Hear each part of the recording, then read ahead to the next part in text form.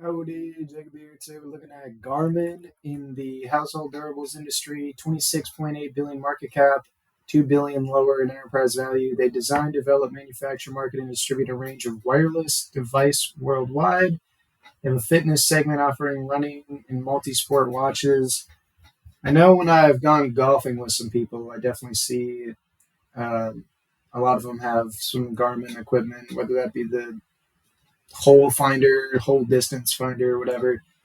I just don't like spending money, so I don't have any of that. But I know a lot of people that use a lot of their products. I know my buds works there, um, loves the facility and everything. So on the revenue side, we're seeing a little bit less than double over the last 10 years.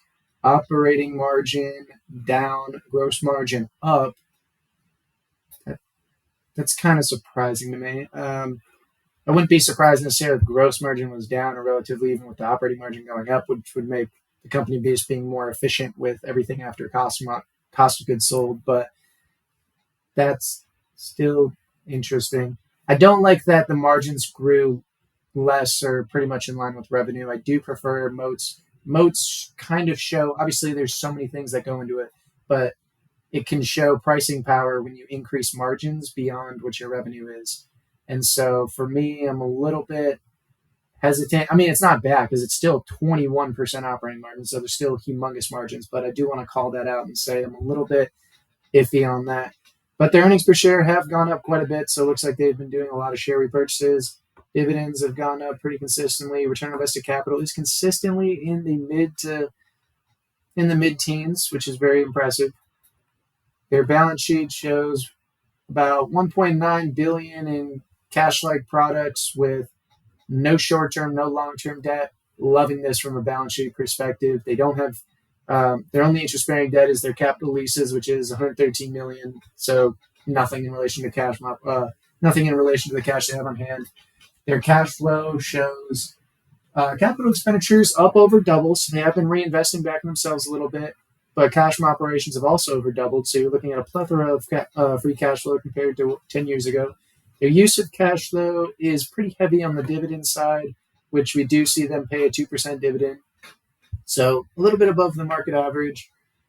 I mean, I guess the market average is what the SPY. They moved everything around over here.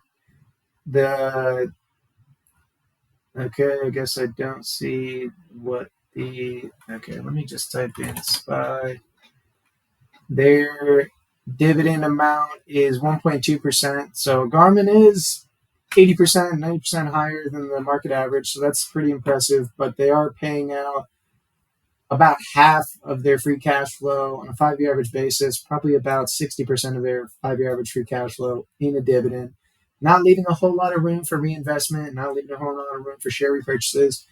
But I am impressed that they haven't been buying back a whole lot of shares, so that doesn't necessarily inflate their return on invested capital. So they could very well get these types of returns when reinvesting back in themselves. And so I definitely want this company to be doing as much as they can to be reinvesting at those mid-teen types of returns, and then leaving anything in excess to maybe buy shares if they're really cheap or pay a dividend, which they are paying the dividend.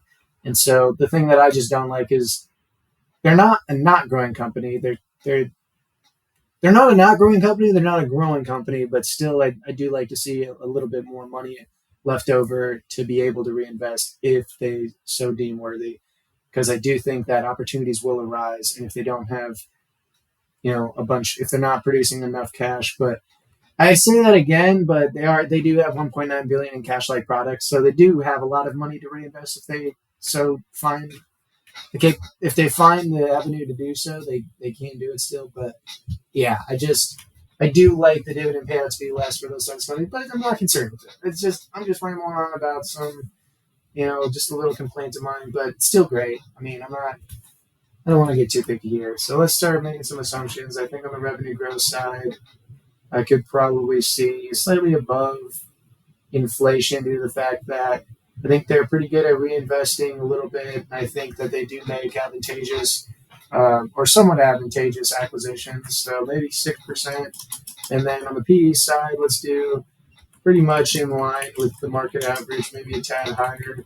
And then on the margin side, Looks like free cash flow is a little bit lower than earnings, but both are still almost 20%. So really no concern there. The share change, their stockers' compensation is about 100 million. I think they'll buy back roughly that. So probably offset each other. And then for dividends, they have been increasing those fairly consistently. Let's go maybe 5%, so a little bit less than revenue change to maybe the payout is roughly 50% at the end of their 7-year period. And to me, it needs to fall a little bit over half to get to a price point that I'm looking at. But still interesting company, one that I want to do more research in, but I'm not going to waste my time until the price looks stupendously cheap to me, and I just don't see it right now.